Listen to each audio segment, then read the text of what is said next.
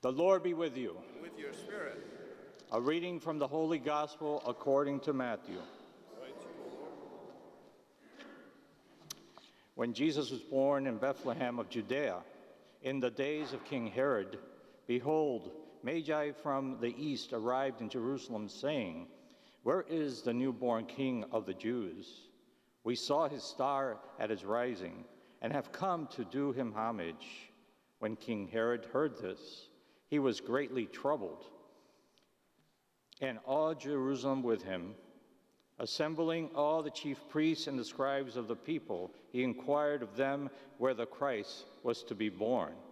They said to him, "In Bethlehem of Judea, for thus has been written through the prophet, and you, Bethlehem, land of Judah, are by no means least among the rulers of Judah, since from you shall come a ruler who is to shepherd my people Israel."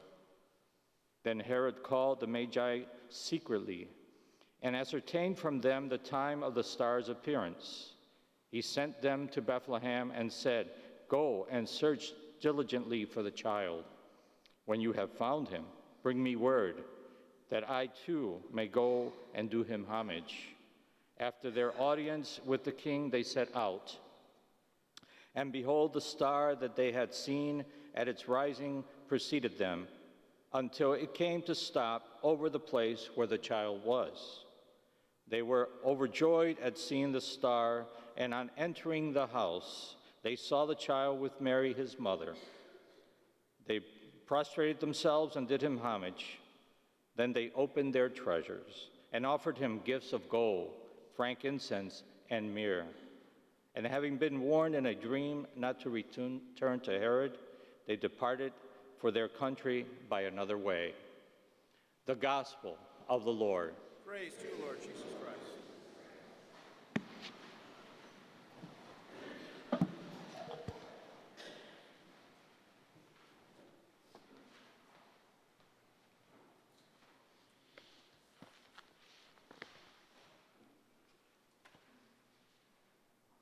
We're tempted to think that in the primitive church, those early years, that everything was just so wonderful and peaceful and everything just fell into place. That was hardly the case. Peter and Paul were the two of them were their super apostles. Paul brings in more people into the church than all the other apostles combined. And Peter, well, Jesus gives his mantle to Peter. Peter is he becomes the first pope. He's the leader of the church. And Peter and the other apostles had a very hard time trusting and accepting Paul. And this was a relationship that Paul had to work at for a number of years. Why would they trust him? He was a Pharisee. He was the one who was responsible for the death of St. Stephen, the first martyr. He was persecuting the church. And all of a sudden, overnight, he changes his stripes and he becomes an apostle. They had a hard time accepting this. And then Paul's focus wasn't so much on Jewish people. When he would go to a different place to start preaching, he would start in the Jewish communities that were there, but then he would go out to the Gentiles, and he was bringing in all these Gentiles. The rest of the apostles, what they would do is, even if they brought in Gentiles, they would try to make them Jewish.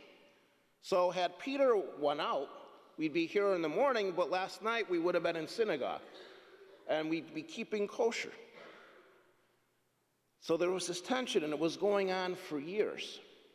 But finally, because of God's grace, and a bunch of other reasons too, they realized that to be a Christian doesn't mean you have to be a Jew. Not that the prophets and the law would be forgotten and neglected, but they saw that as the beginning, the basis of the church. And then the church, especially with Jesus and the resurrection, that was a new chapter. It was a new covenant. So this tension went on for probably 30 years. But one of the things that brings them together is the idea that salvation is for all people. It's not just for Jewish people, it's for everybody. And this is what we celebrate today. This is why the Feast of the Epiphany is so important. Now, one of the great things about this church, St. Mary's Church, is the ceiling above the altar. If you look up, there's the Star of Bethlehem. But it's not just a Star of Bethlehem. Father Doug McGonigal was here like 16 years ago, and he was an astronomer before he was a priest. He's pastor in East Hampton, Father Frank's home parish.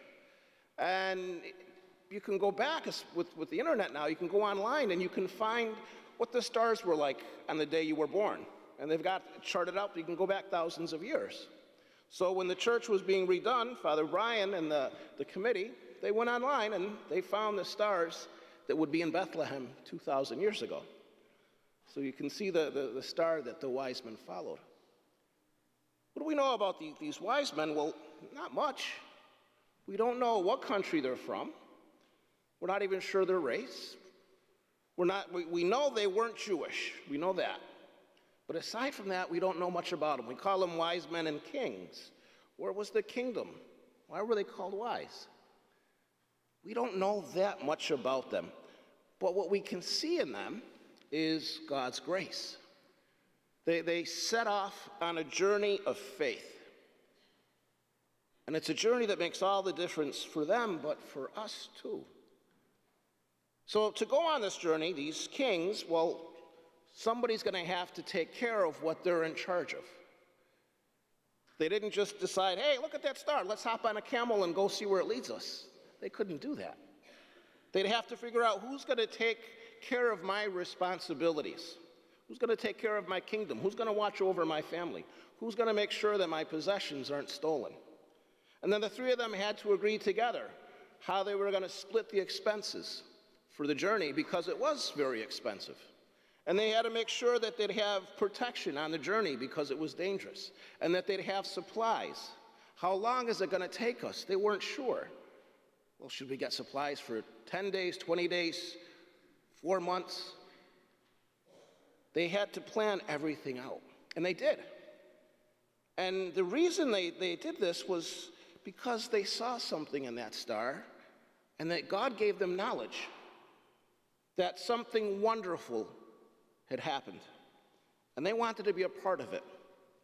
Now, they could have stayed back in their palaces, where they were very comfortable and very safe, and just said, wow, that's a pretty star, but I'm not going to do anything about it. It impelled them to go out. So they left their safety, they left their comfort, and they set out on this journey. And they get to Israel, and they figure that everybody in Israel is going to be rejoicing, and they get there, and it's just like any other, it's like a Wednesday. No, everybody's just going about their business. Nobody cares. So we'll go talk with the king. He should know. And the king receives them, and he's all nervous. What do these kings want? And they talk about the birth of a king and a Messiah. Now, Herod was Jewish. Herod should have known that this was a great thing. But Herod doesn't want any part of a journey.